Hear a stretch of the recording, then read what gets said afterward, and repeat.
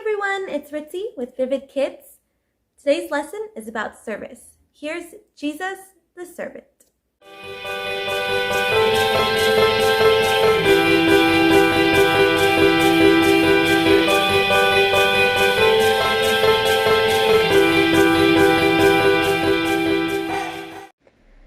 One of the customs of people where Jesus lived was having servants wash the feet of people who came to visit.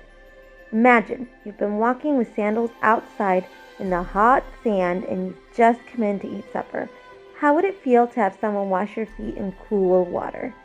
It was just about this time of year, in April, when Jesus went to Jerusalem for the Passover feast.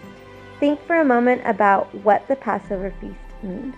Do you remember the Israelites and the 10 plagues? And during the last plague, the firstborn son died, unless the blood of a lamb had been put on the doorpost. Every year after that, the Jewish people had a feast to celebrate that miracle. The miracle of the angel of death passing over their houses and leaving their children alive. Jewish people today still celebrate the Passover. So Jesus is having supper with his disciples. The meal is ready to be served, but there is no servant to wash their feet. Jesus wants to do something for his disciples before he dies. He also wants to show them that someone truly great doesn't mind being a servant. So he gets up and goes over to the place where there is a basin and a pitcher of water. He pours some water into the basin, and then Jesus ties a towel around his waist. And Jesus begins washing and drying the feet of his disciples. And then Jesus goes over to Peter, the fisherman, and kneels in front of him. Maybe Jesus touches Peter's feet and asks him to put his feet into the water. But Peter is shocked. "Lord, are you going to wash my feet?" he sputters. He doesn't think of Jesus as a servant. Jesus knows what Peter is thinking, and he says kindly, "You don't understand now, but you will." Peter pulls his feet back. He says, "You're not going to wash my feet." He loves Jesus too much to let him be a servant.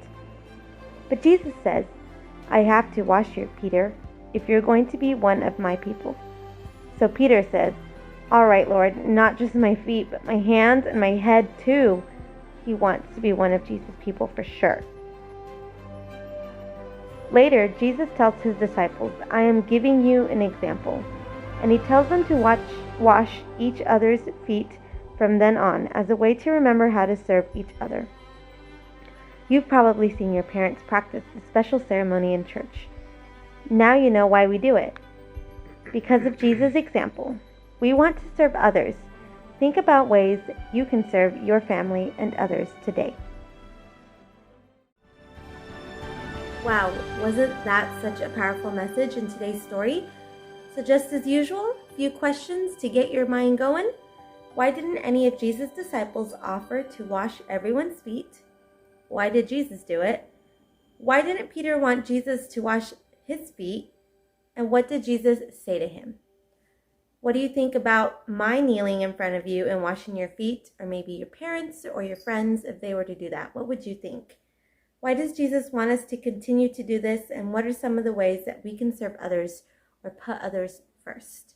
Like I said, today's lesson is about service and how we can help others, especially with what's going on in today's world with the coronavirus and the pandemic. What are some things that we can do to help others, especially those that are suffering, whether it's prayer, sending maybe like little goodie packs to people, or just connecting via the phone, texting, calling, or sending out letters, whatever helps. Sometimes that human connection is all that we need.